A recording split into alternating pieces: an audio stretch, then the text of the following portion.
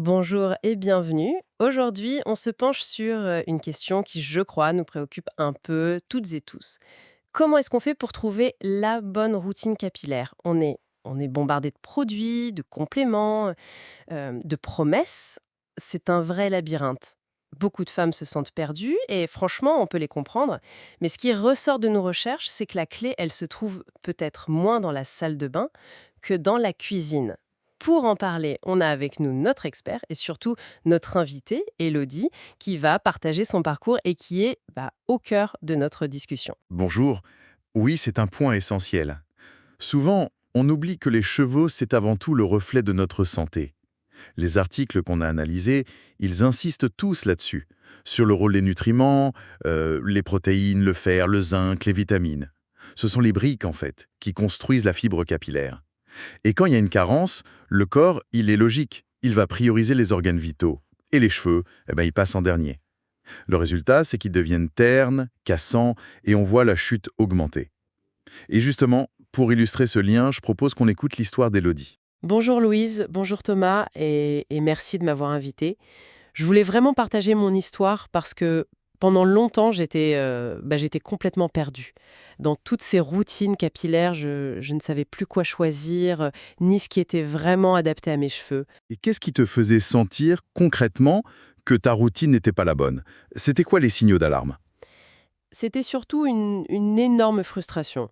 J'achetais des produits dont tout le monde parlait, parfois assez chers d'ailleurs, et je ne voyais aucune différence. En tout cas, rien de durable. J'avais l'impression de mettre des pansements sur un problème de fond sans jamais le régler. Mes cheveux restaient ternes, sans vie. Je tournais en rond en fait. C'était décourageant. C'est un sentiment que beaucoup de gens partagent, ça. Et au niveau de ton alimentation à cette époque, est-ce que tu avais fait un lien ou observé quelque chose? Pas du tout. Au début, pour moi, c'était deux mondes complètement séparés. Le déclic, il est venu un peu par hasard. J'ai commencé à faire plus attention à ce que je mangeais, mais pour avoir plus d'énergie, rien à voir.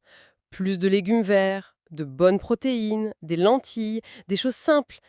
Et au bout de quelques mois, j'ai remarqué un changement. Mes cheveux étaient différents, plus brillants à la racine, moins cassants. C'est là que j'ai compris. J'ai compris que ce que je mettais dans mon corps avait un impact direct sur ma tête. C'est fascinant ça. C'est vraiment l'idée que la solution vient de l'intérieur. Et comment t'as su à ce moment-là que tu avais enfin trouvé la bonne approche, la bonne routine pour toi? J'ai compris que la routine parfaite, c'était pas une accumulation de produits, c'était un équilibre. Du coup, j'ai simplifié ma routine externe, vraiment beaucoup. Un bon shampoing, un masque nourrissant une fois par semaine, et c'est à peu près tout. Mais en parallèle, j'ai continué à bien soigner mon alimentation. Et c'est cette combinaison qui a tout changé. Mes cheveux sont devenus plus forts, plus souples, ils étaient enfin vivants, et surtout les résultats étaient stables. Hmm, d'accord. Et quel a été le tout premier changement, le truc vraiment visible qui t'a dit «Ah ça y est, je suis sur la bonne voie»? Le premier truc, ça a été la chute de cheveux, clairement. J'en perdais beaucoup, beaucoup moins sous la douche et sur ma brosse. Ensuite, j'ai senti que ma texture était meilleure, plus douce. Ce n'était plus juste une impression, c'était concret. Ça m'a redonné confiance et ça m'a prouvé que j'avais enfin compris de quoi ils avaient réellement besoin. Merci Elodie, ton histoire elle est incroyablement parlante. Ça illustre parfaitement ce que beaucoup de femmes vivent, cette quête sans fin du produit miracle.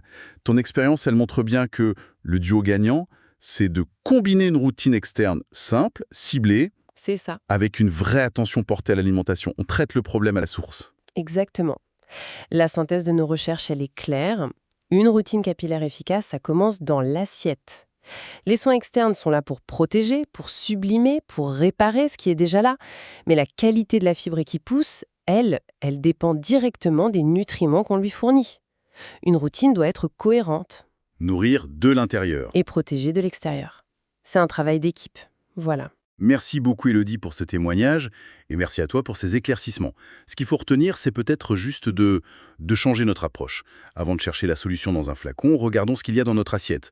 Pour celles et ceux qui veulent compléter cette démarche, les sources qu'on a consultées mettent en avant des solutions ciblées. Par exemple, en cas de manque de vitalité ou de chute, on parle du shampoing fortifiant résolution numéro 5 avec le sérum anti-chute résolution numéro 3, Pour des cheveux déjà secs ou abîmés, le masque Nutri-Actif résolution numéro 6 est mentionné comme un soin profond.